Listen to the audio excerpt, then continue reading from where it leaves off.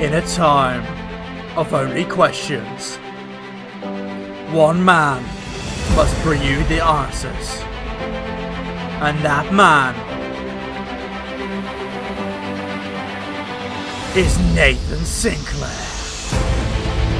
Welcome to Question Time with Nathan Sinclair. Hello and welcome to Question Time with Nathan. In this week's episode, we have a very interesting one. We're not doing one question. We are not doing two questions. We are going to be doing a slightly different thing. We're going to be having a debate. That's right. We are going to be mass debating. Yeah. Yeah. Is that how you wanted to use that? We're going to be mass debating. I didn't think this through. Mass debating. You sat on that all night, wanting to use that just for today. That is definitely. Please don't block us, YouTube. Joke. Anyway, so. Oh shit. Okay, so here is how things are going to work. We have my two co-hosts, Mike, and my other co-host, Joel. Now, they are going to be given a brand of wrestling in which I have chosen. And what will happen is they will argue for 5 minutes each. You will be timed, boys, and there will be a timer going on. So don't go over. And what will happen is you will have 5 minutes to argue why your brand is better. And then, down below, I would like to have your comments on who do you think has won you over with their brand of wrestling. So, Michael, you will be given New Japan Pro Wrestling. Ochi dochi. Yeah. Yo, you will be given NXT. NXT. And what will now happen is, between the two of you, you will argue it out on this version of Question Time, or as I like to call it, Battle of the Brands. So, Battle of the Brands. Okay. Now, we're going to toss a coin. Okay. And coin is tossed. I will ask the youngest out of the two of you. I'm younger by 1 day. By 1 day. Joel, heads or tails? Tails. The Joel has chosen tails. If it is tails, Mike, you go first. If it is heads, Joel, you go first. The answer is heads. And for anyone that can't see, roughly there it is. There is a bit of heads. Can you use an American quarter instead of that fucking UK bullshit? Suck off. So, heads. Suck off. British lingo. I am still reeling from my live streams, okay, guys? So, Joel. Yes. You will go first. Please prepare your argument. You have 5 minutes. Mike, can you still hear us? I can. Lovely. Joel, you have 5 minutes starting from now. Okay, plain and simple, my argument is that Triple H books NXT and he does a really good job at it. Look at the superstars that you have in there. Plus, from time to time, you get people coming from NXT UK over. And every once in a while, you'll get a slip in of the D of WWE with like Breezango and whatnot. But current NXT champion, Adam Cole. Baby! What's not to like about him? Put him up against anybody in New Japan Pro Wrestling, and it will be a 6-star match in the Tokyo Dome. Fuck you, Dave Meltzer. Also, Velveteen Dream, worldwide star, hands down. Tommaso Ciampa, one of my favorites in the world. The Undisputed Era in whole, in their entirety, probably the best stable in wrestling right now, other than maybe Imperium. But I will give the upper edge to Undisputed Era. The women's division, you got Bianca Belair. She'll kick anybody's ass. You got Io Shirai. Now you have Rhea Ripley dipping her head into back into regular NXT. You have tons. I can't think of them off the top of my head right now. You just threw this on me. So, but that women's division is stacked. It's more stacked than I would say main roster. Plus, with the help and the aid of NXT UK. I mean, where are we getting this echo? Echo? So we had an echo there for a second. But yes. I'll cut out. Tag team matches always fire, and they always seem to be like death-defying on pay-per-views. All the takeovers are good. Every single takeover. I've never seen a bad takeover. Find me one and I'll pay you, because it's not going to happen. And it just seems like the takeovers are getting better. It seems like, oh, that was the best takeover ever. And then you watch the next one, and it's better than that. And like, even when they have to replace people for matches, like when people get injured, they always seem to find a solid replacement for that person and change the storyline to fit that character.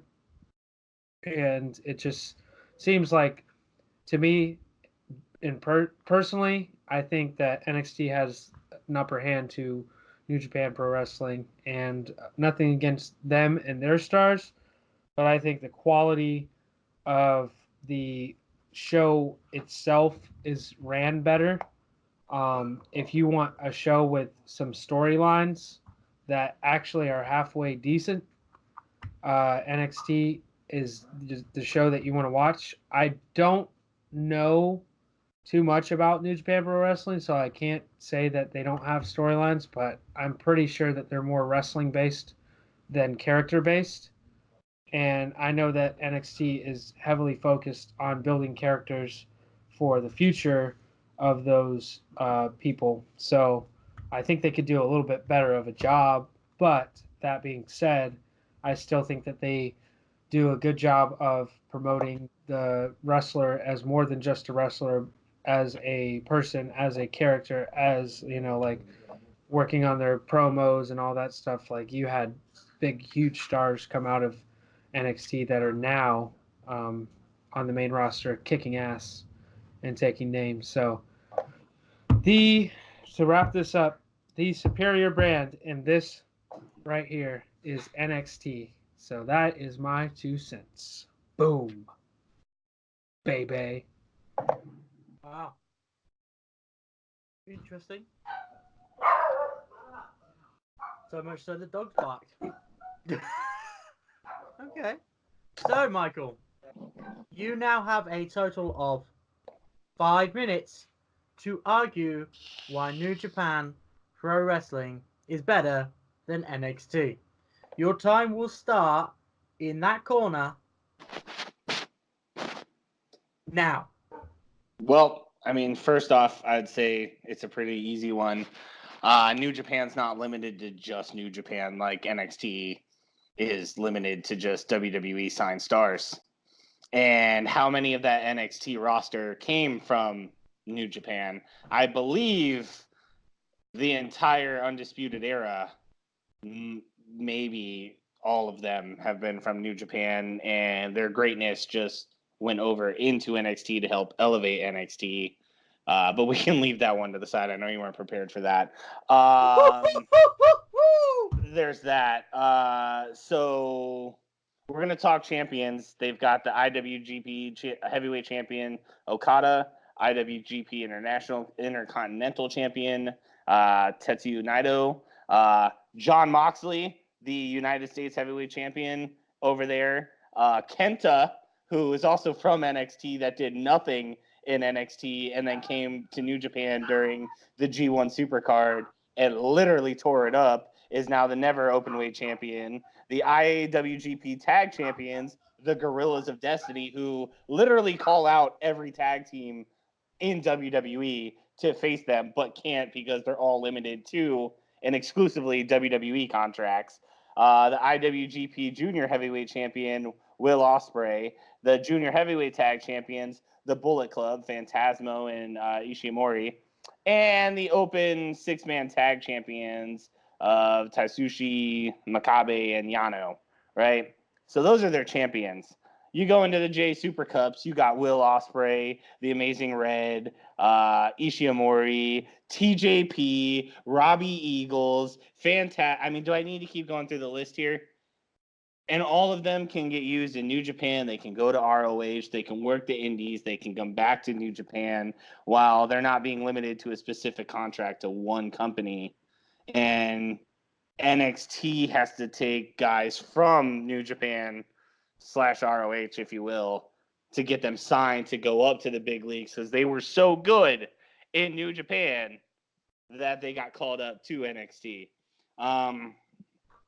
I believe storylines were brought into this. Yeah, there's not many promos.